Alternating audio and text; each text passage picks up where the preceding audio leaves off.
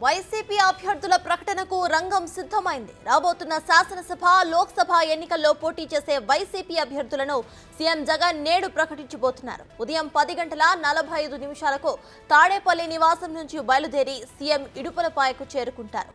ముందుగా తన తండ్రి వైఎస్ఆర్ ఘాట్ వద్ద ప్రత్యేక ప్రార్థనలు నిర్వహించి ఆశీస్సులు తీసుకుంటారు. అనంతరం 1 గంటకు ఎమ్మెల్యే, ఎంపీ అభ్యర్థులను ప్రకటించబోతున్నారు.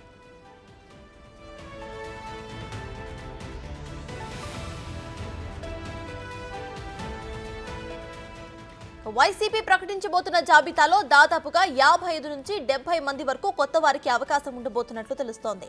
ఇప్పటికే 33 మంది సిట్టింగ్లకు మొండిచే చూపిన అధిష్టానం సుమారు 55 నియోజకవర్గాల్లో మార్పులు చేర్పులు చేసింది.